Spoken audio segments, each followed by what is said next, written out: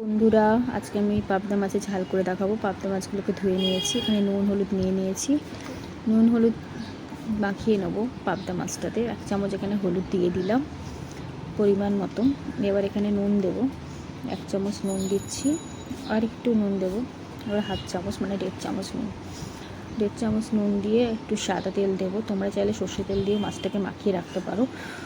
আমি এখানে সাদা তেল দিয়ে মাছগুলোকে ভালো করে নুন হলুদ দিয়ে মাখিয়ে নিচ্ছি। এই পাবদা মাছের ঝালটা এইভাবে করো বাড়িতে, আমি যেইভাবে করছি সত্যি অসাধারণ টেস্টি লাগে খেতে।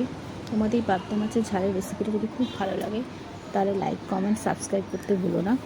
দেখো মাছগুলোকে নুন হলুদ দিয়ে ভালো করে মাখিয়ে নিয়েছি। এখানে মশলা হিসেবে আমি সাদা কালো সর্ষে নিয়েছি, পোস্ত নিয়েছি আর 2 কাঁচা লঙ্কা। এগুলো আমি মিক্সির জারের মধ্যে ভালো করে পেস্ট করে নেব। দিয়ে এখানে আমি 3 চামচ সর্ষে দিচ্ছি, 2 কাঁচা লঙ্কা দিয়েছি, আর 3 চামচ সর্ষে আর 3 চামচ পোস্ত। দেখো 1 চামচ দিলাম, আরও 2 চামচ দেবো। দিয়ে ভালো করে একটু অল্প জল দেবো, দিয়ে ভালো করে মিক্সির জারে এটাকে পেস্ট করে নেব। আর এখানে আমি পাবদা মাছে ঝাল করার জন্য 4টে পেঁয়াজ নিয়েছি। পাবদা মাছটাকে আমি তেলটা গরম করে খুব অল্প তেলের মধ্যেই, খুব বেশি তেল নেইনি, দেখো অল্প তেলের মধ্যেই মাছগুলো একটু হালকা করে ভেজে নিচ্ছি। পাবদা মাছটা খুব বেশি কড়া করে ভাজবো না, কড়া করে ভাজলে মাছের টেস্টটা একটা আলাদা হয়ে যায়।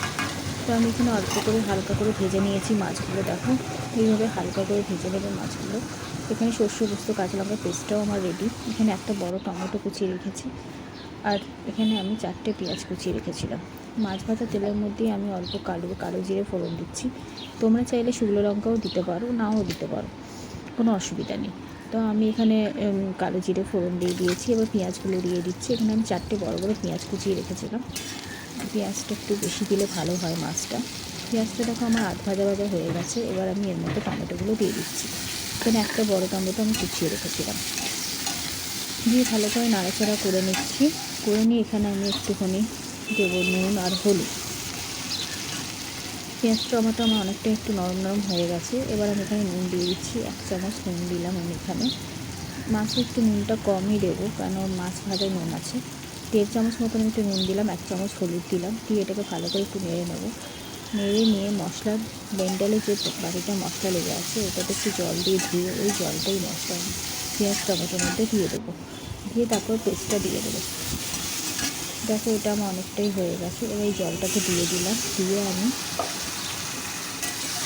সর্ষে পোস্ত পেস্টটা আমি এর মধ্যে দিয়ে দেবো। দিয়ে আমি খুব বেশি জল দেবো না, এই মাছটা পুরো গ্রেভি টাইপের মাখা মাখা টাইপের হবে, খুব বেশি ঝোল থাকবে না।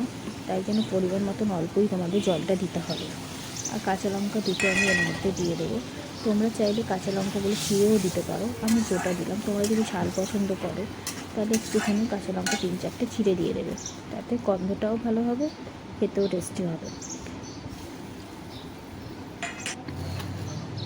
এবার আমি ঝোলটা দেখো একটু ফুটছে, আমি মাছগুলোকে পরপর সাজিয়ে দিয়ে দিলাম।